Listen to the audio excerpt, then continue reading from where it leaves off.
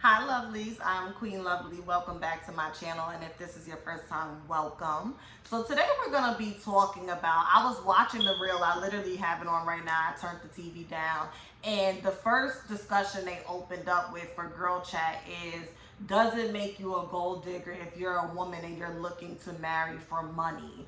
Before I get into this video, please hit the thumbs up. If you subscribe, make sure you hit and enable the notification bell so you know when I post more videos such as this.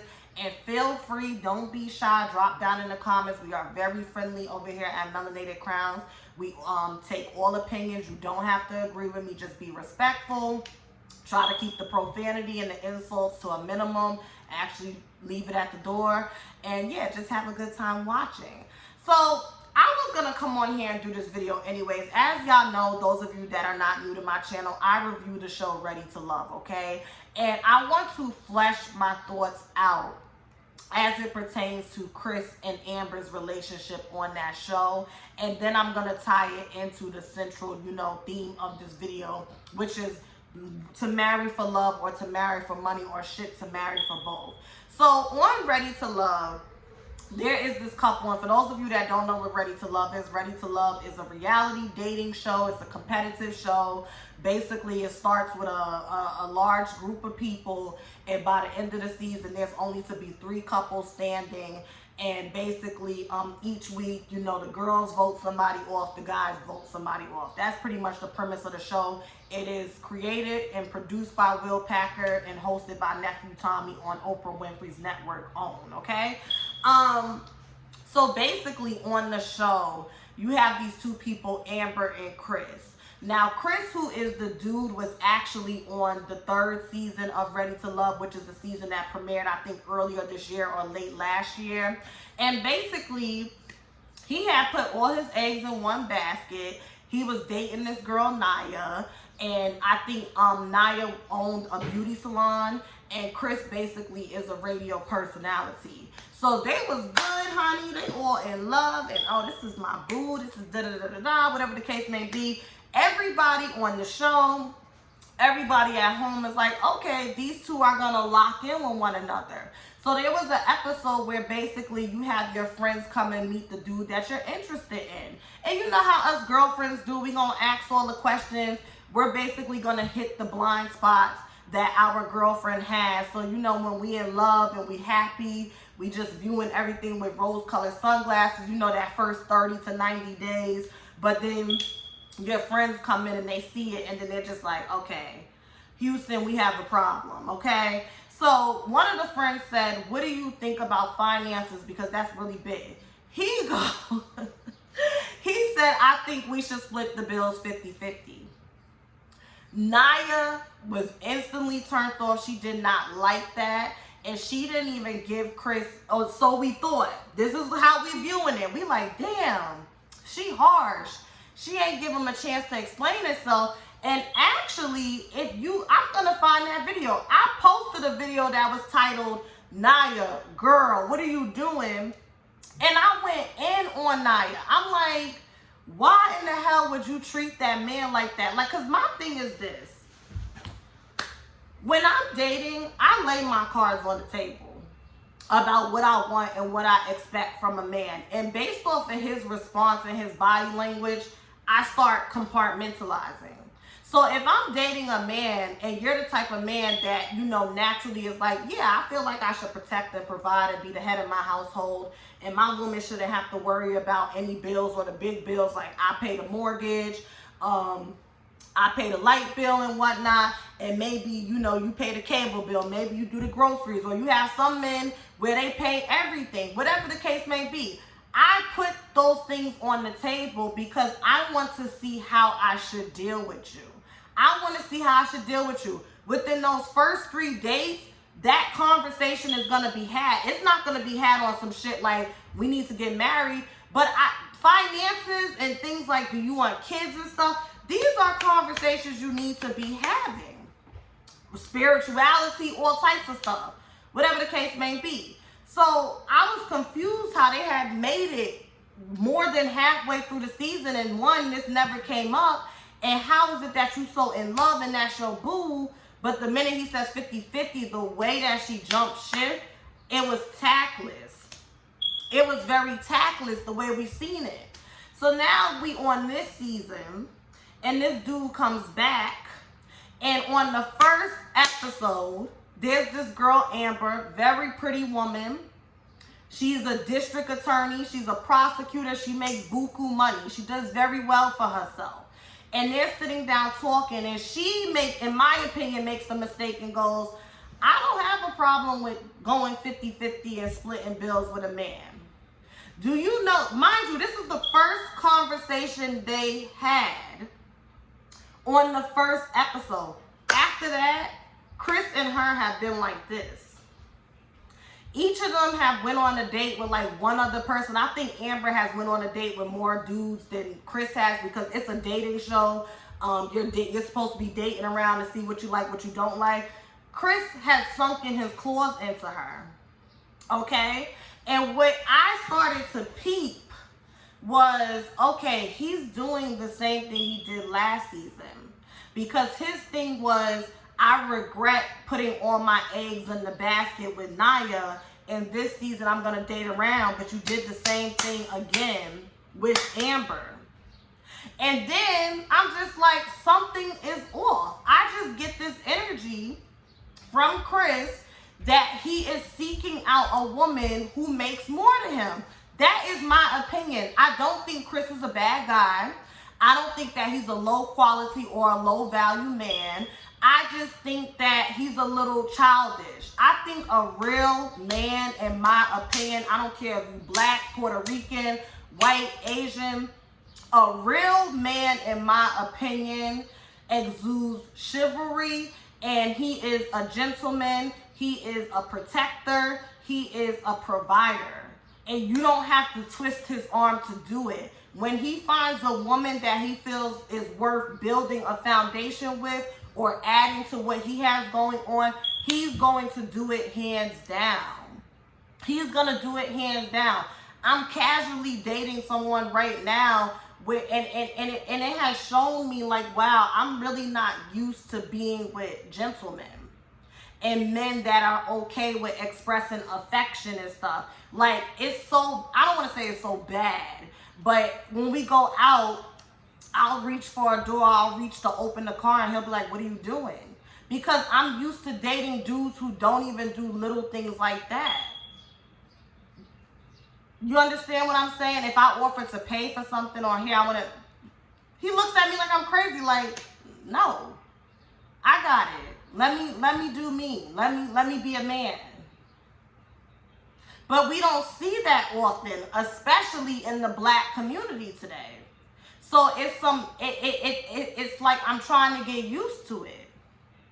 So somebody left a comment under my video and was basically like, because my whole thing is this with KRIS and Amber, okay? KRIS wants 5 kids. KRIS wants 5 fucking kids. Amber is with it. Amber says she wants a big family. She likes kids. She wants to be a mom.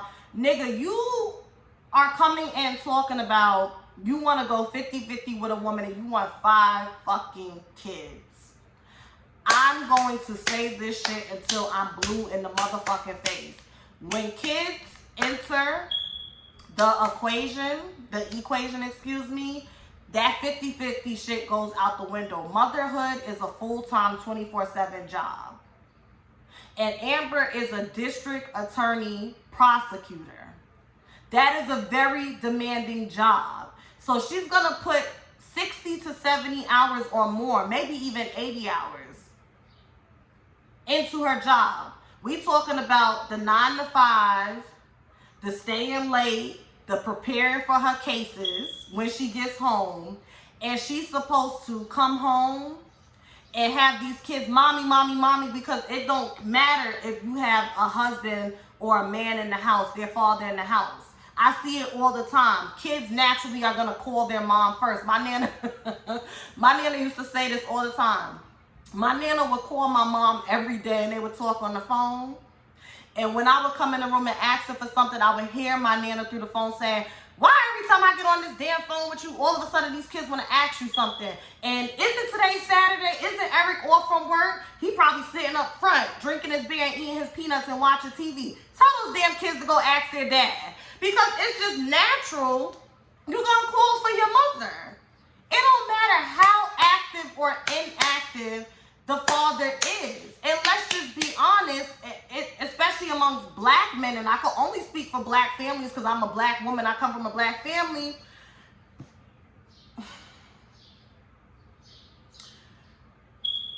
When I look at my uncles and my family, they're very proactive dads and grandparents and uncles now.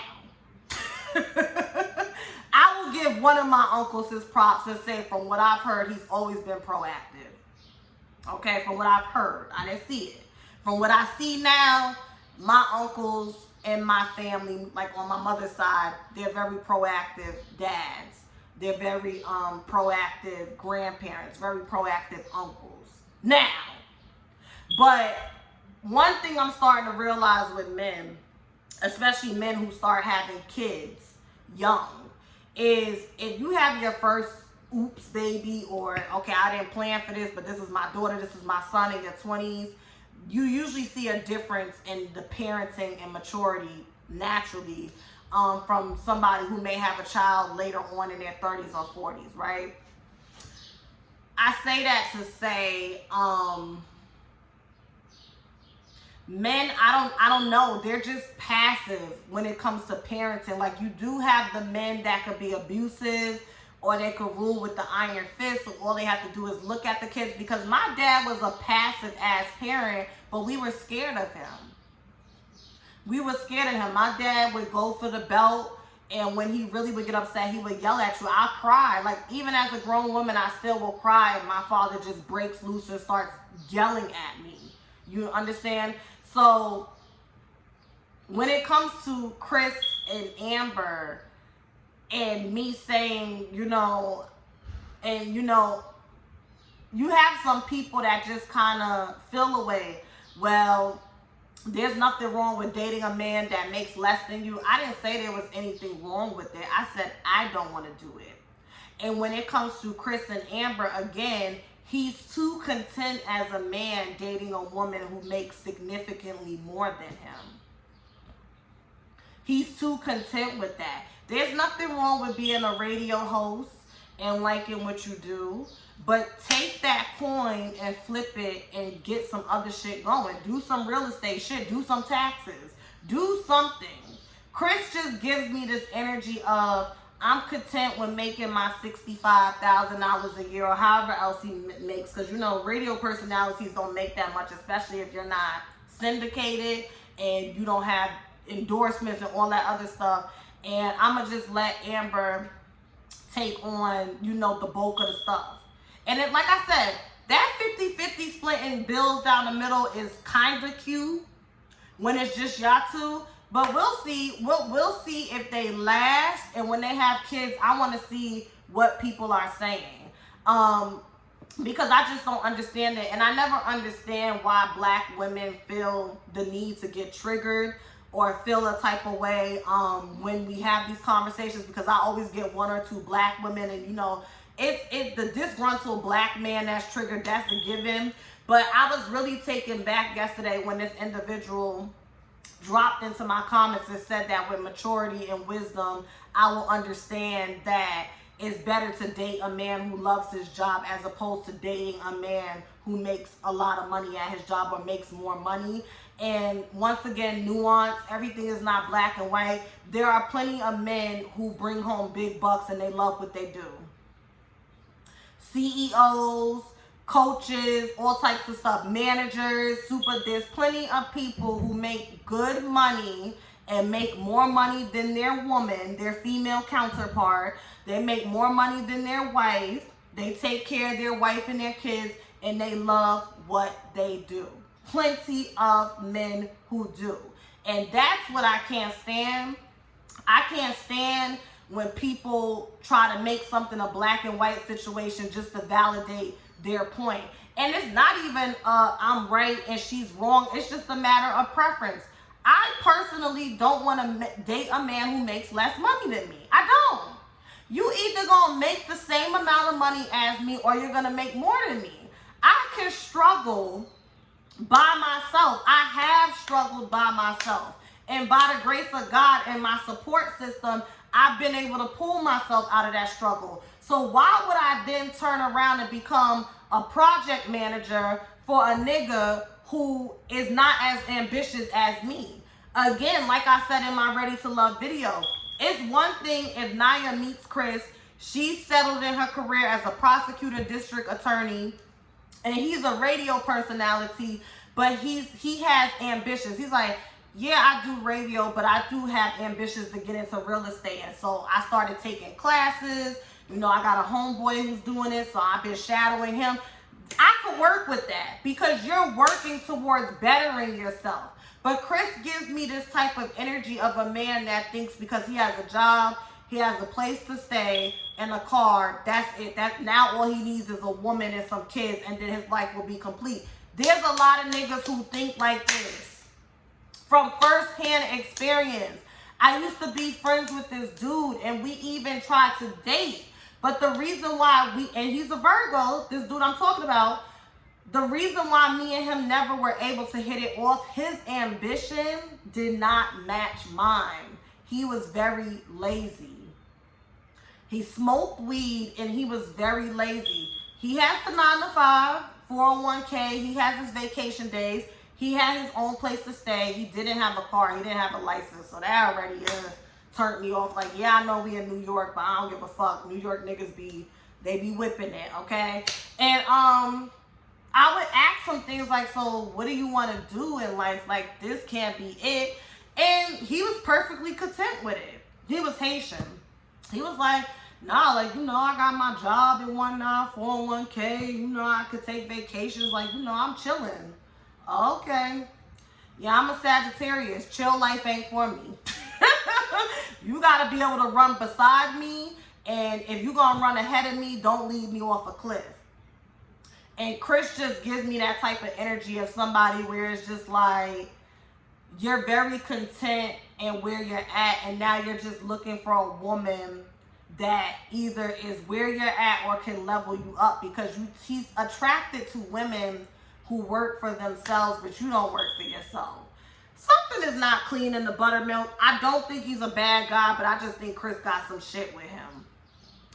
Does marrying for money make you a gold digger? You should not be marrying for love. People need to understand that marriage is a business contract. I have a video coming up. I owe black women an apology because anybody who remembers me from Lovelee show, I always used to say, I didn't want to get married. I knew I wanted to be a mom, but I didn't want to get married. And there was older, and wiser black women that came into my comment section and they was like, you need to change that mindset. You need to change that mindset. You should not be so willing to bring a child into this world if they're not going to have a home. And we're going to get into that in the video. But my perspective about marriage has definitely changed. I definitely want to get married. North Node in the 10th house. Libra, North Node in the 10th house. I definitely want to get married. I definitely want to build with someone. And especially once a child comes into play, I want that security blanket of marriage and, you know, paperwork and assets and all types of stuff. That's just me. And I know people going to say, well, you could do that without marriage. Yes, you can. I want to be married. I just do. I like the institution of marriage. I like what marriage represents, and I want to experience it. And I don't think there's anything wrong with going into marriage with this idea that the man that I want to marry, he needs to give me financial stability. I have a friend whose mother, he says it all the time. She doesn't date for looks. She don't date for looks. She dates for stability. And to Garcelle's point on the real, when they were having this conversation, Garcelle said, your first marriage you marry for love. Your second marriage is usually for something that's of your interest. Yeah. Now, mind you, Garcelle is in her 50s. Women from her generation, think like that.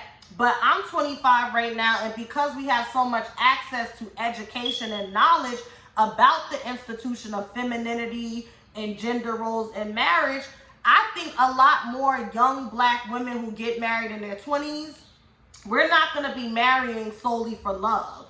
We can date and fling and, you know, get dickmatized and whatnot, but we're not going to be marrying solely for love, because we are learning from the decisions and the choices of women that have come before us. And I'm just excited to see statistics, you know, let's say in the next 10 years, if somebody does a study on this, to see how it has changed. I don't think that makes you a gold digger if you decide that you want to marry and have financial stability. And Adrian said something. Adrian Bylon is so simple to me. She was like, well, I have friends who, you know, they're single right now and they're in their 30s and they don't have a man because they're looking for a man with money.